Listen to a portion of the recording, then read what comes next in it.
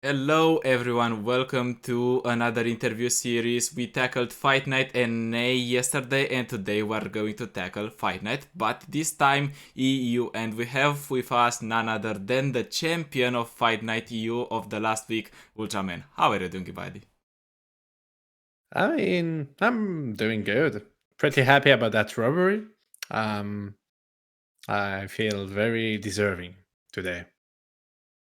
Like you have two fight nights, you have two fight nights on your back. Is there in the plans to take the next one and just have three because three is the magical number?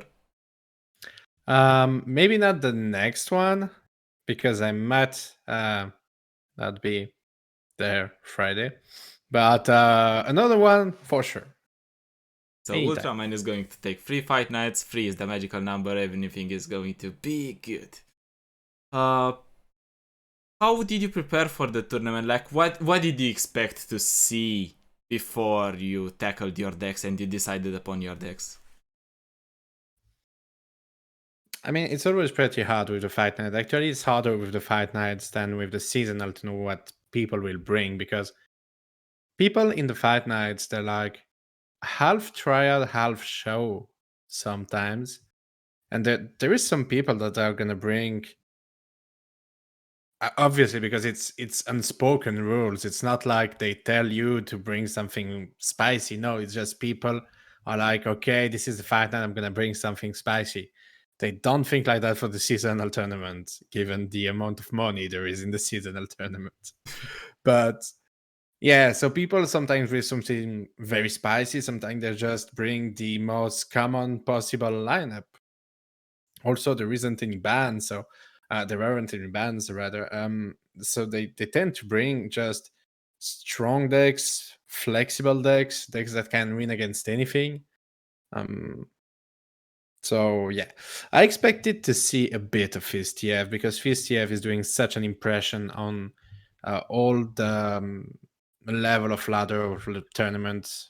I mean, it's the best deck in the history of the game. So, like, obviously, I thought about trying to counter it, trying to beat it consistently. And since seasonal was still on my mind, I actually tried to bring um two SI lineups. I tried to bring Lysandra, Trundle, and the OTK concurrent we're seeing here. Uh, And Crokai was like, "Sir, you cannot do that, you know. This is not seasonal." I was like, did you try to actually submit "Whoops." that and you are being told, buddy, do you wanna check those for me again? They might be wrong. Yeah, I actually submitted them. Like I totally forgot that it was region locked, so I submit them, and like Crokai wakes up and is like, "Buddy, that's not how it works. Come on, give me another deck fast." And I'm like, "Okay, fast, fast, fast, fast, fast, fast. Counter officiel, counter officiel. Sure, let's go." You spoiled it. That was supposed to be a surprise. I mean, it's not really a surprise. It's like Fiorashen and Fistef are always going to be there. I have that sensation. Like For very imagine, different reason, right? imagine you are being told, this is not how it works, and you, this is how it works starting now.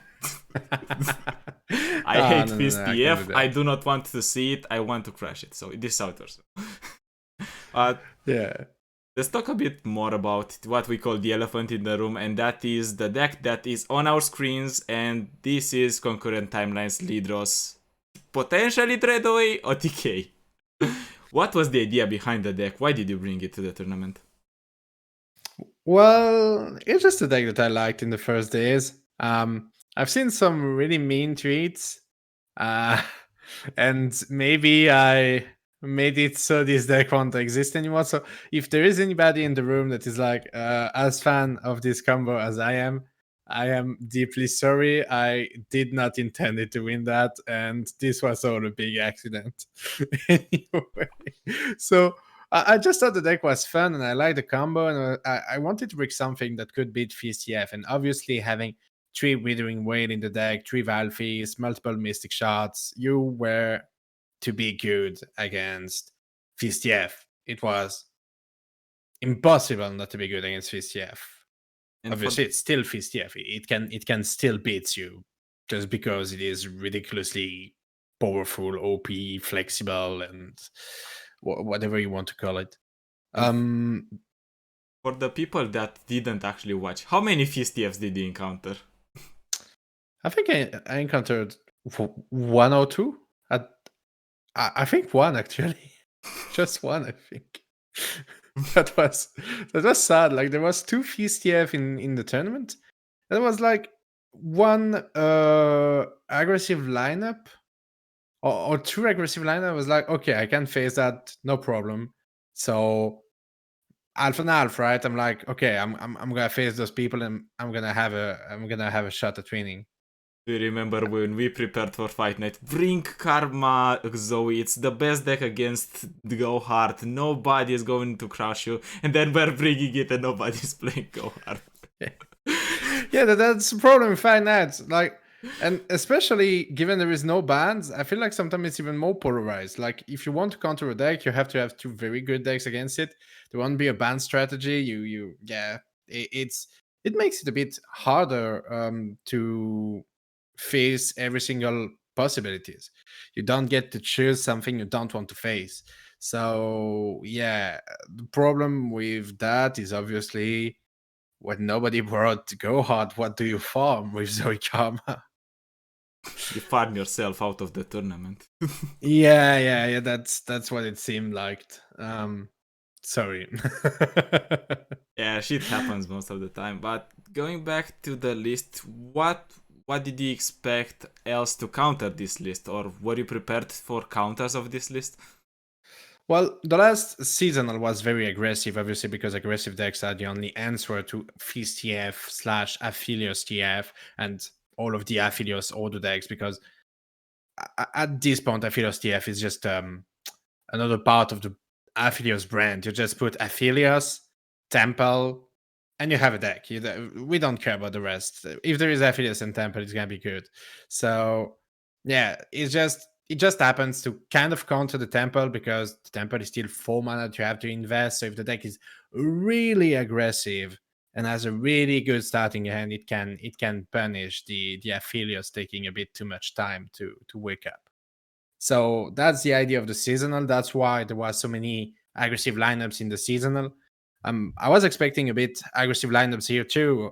Fizz TF proved to be invincible, so I thought that people would just bring actually Fizz TF plus aggro because in the seasonal Fizz TF proved to be invincible. The final of EU is literally somebody trying to counter Fizz TF and failing to do so. So kind of sucks for the balance of the game. That was a nice show though, and I want to say nice try, but damn, FTF is strong. So obviously, I was expecting FTF aggressive decks, and I wanted to counter that. I was not expecting Fiora Shen as many as before. I know Fight Nights participants love their Fiora Shen. I mean, any tourney player love its Fiora Shen. I was like, it's a new extension. They're gonna bring some aggressive decks. Like at the very beginning of the extension, as illusion was a thing, and it was like very popular. So having Illusion plus other aggro decks plus this plus that was like, okay, let's just do a package. I'm gonna counter Azilursh, I'm gonna counter GPMF, I'm gonna counter Discard, I'm gonna counter FeastTF, and that's gonna go fine, right? I'm not gonna face Fiora Shen into Trundle Lysandra, right? Yeah, probably not. But unfortunately, you faced that even in the final. What you managed to do with it? Uh, does this list have actually anything spicy, or is of course there is the spiciest thing ever, which is concurrent timelines, commander lead draws, and then dread away, and your opponent regrets their life decisions. But besides that, does this list have anything spicy or anything that is attack against something in particular? I mean, the caretaker is mostly used as an anti-aggro tech. Um, I'm not sure it was really good in the deck, to be honest. Obviously, it was day 2 of the expansion, so it's not like I had a lot of time to refine this. Um, so yeah, it's still very hard to decide. Like, do you want a minion based list? Do you want a spell based list? The spells interact so much better with Kindred, but so much worse with the Spirit Leech, with Glimpse Beyond, and your actual draw. And timeline. So it's a bit of a strange deck, and probably actually not a good deck, which is something a bit strange to say, given it did great. But this is not by any means a good deck. Um, I'm pretty sure it has to be optimized at least, and I'm pretty sure it gets counters easily. Actually, I kind of survived the tournament because people did misplays. I could have been thrown out way sooner. So yeah. One personal curiosity here is three tri-beams, one vengeance. Wouldn't you have felt better with a 2-2 split or with an additional vengeance in the deck after playing in the tournament? Mm, honestly, after playing in the tournament, I wasn't thinking about vengeance. Obviously, because I won, so I didn't need to avenge myself. No, that was a lame joke. I'm sorry. That being said, obviously, I didn't need vengeance in that tournament. What I felt was strange is really the minion to spell ratio, and yeah, I had trouble using the caretaker. I had trouble using the leech. I had trouble finding my glimpse beyond and using them. Mm, just felt a bit strange. Even the rummage had to go in the right order for it to work. So considering you said that this list still needs some optimization, still needs work on, but we are in the early days of the expansion, would you still recommend it to be played on ladder? Do you think it has potential on ladder at least to grind? Not super grind the ladder, but win. I mean, you could grind the ladder with it, especially if you face a lot of FCF, aggressive decks. Now there is decks in the ladder that are gonna have trouble beating, being Trundle Lysandra that is so much popular at the moment. Yeah, it's gonna be a struggle, honestly.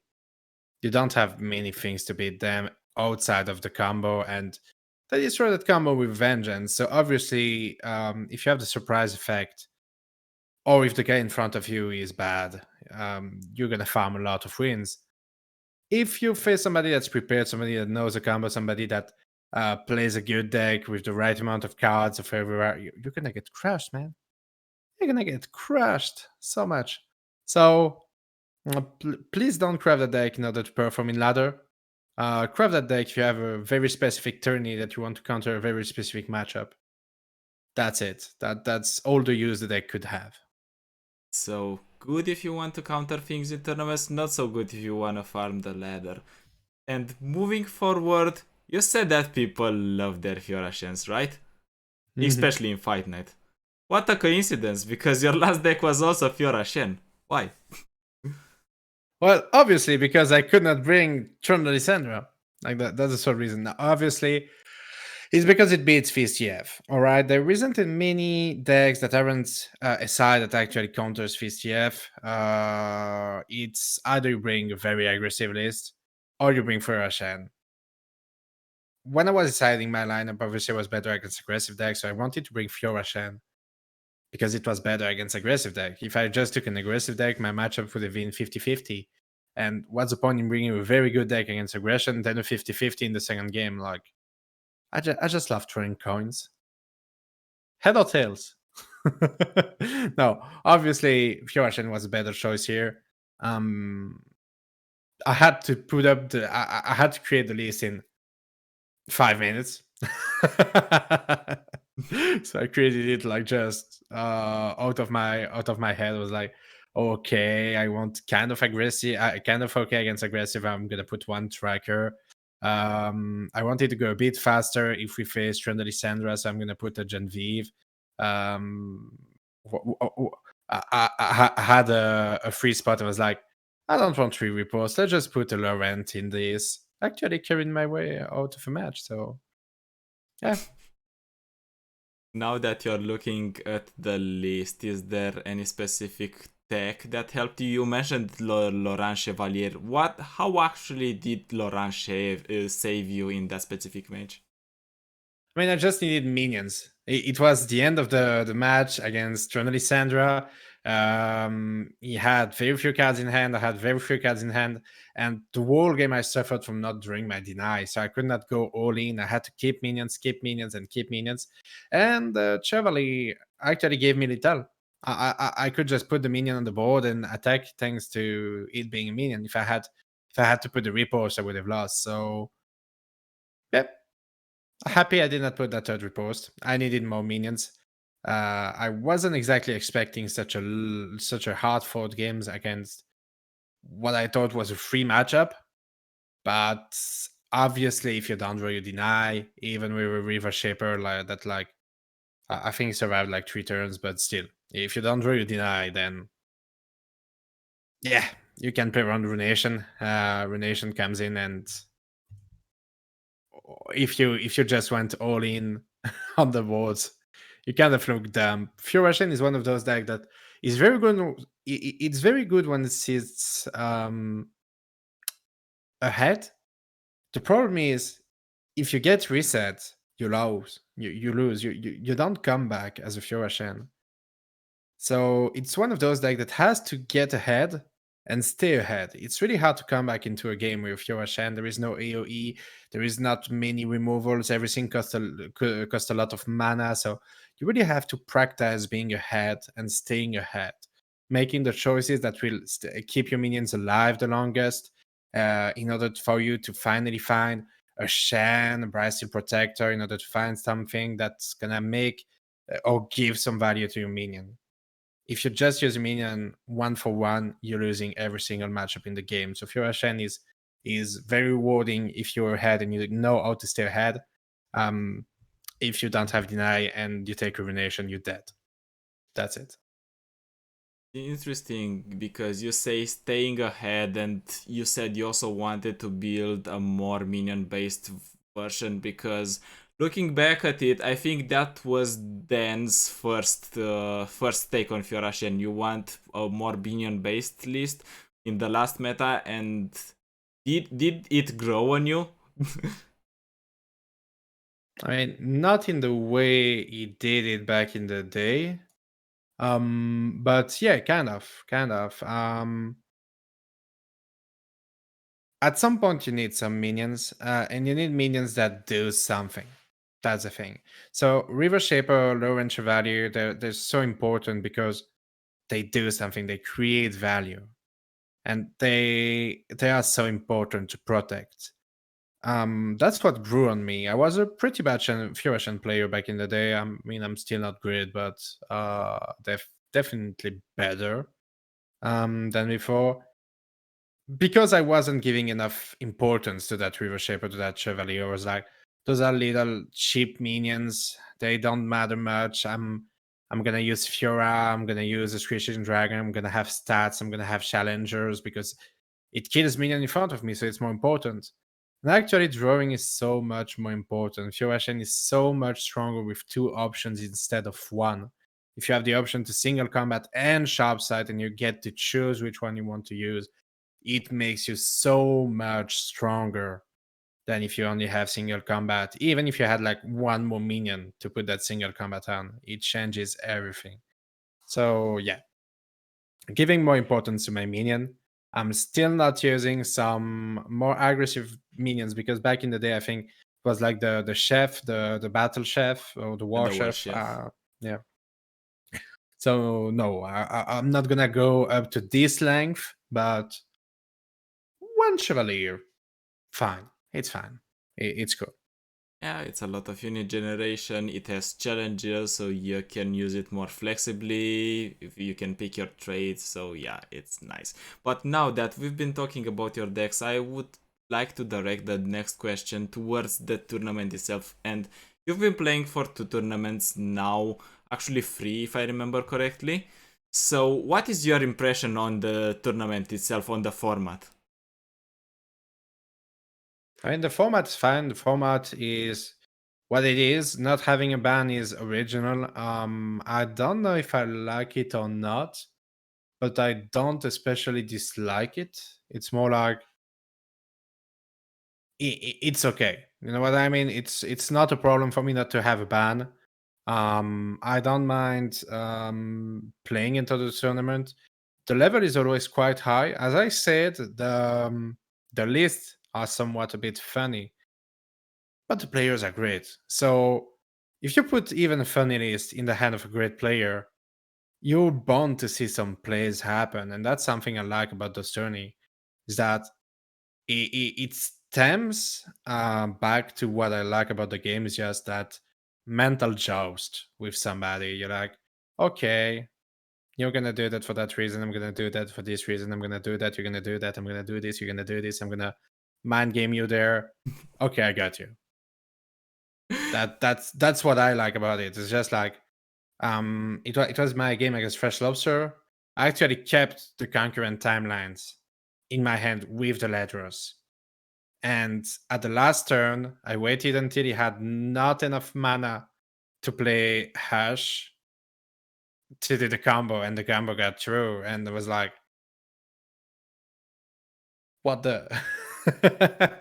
I was like, I got him. I got him. Not playing the concurrent timelines kind of made him misplay. Obviously, he had internet issue that day, so pretty hard to focus on that one.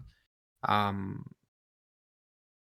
but yeah, it was trying to optimize your chances of profiting of somebody's misplay, and sometimes eye rolling. Like against Pesps, his lineup was so much countering mine. I had to eye roll. I was like, okay, it's over. I'm gonna survive by one because that's what it is, and I'm gonna do that combo. And if he has Ursh, I'm dead. He hadn't it, so I was like, okay, well, I'm being lucky. I'm being lucky. I'm gonna use that luck now. I have to use that luck now. When the odds are stacked against us, you go for the good old. If he has it, he has it. If he doesn't, I win.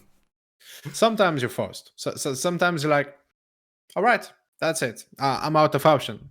Yeah, in those type of scenarios, you try to get or to give you the most possible option. It was struggling even surviving that match until turn 9. I was so much behind. It was a struggle to even survive until turn 9.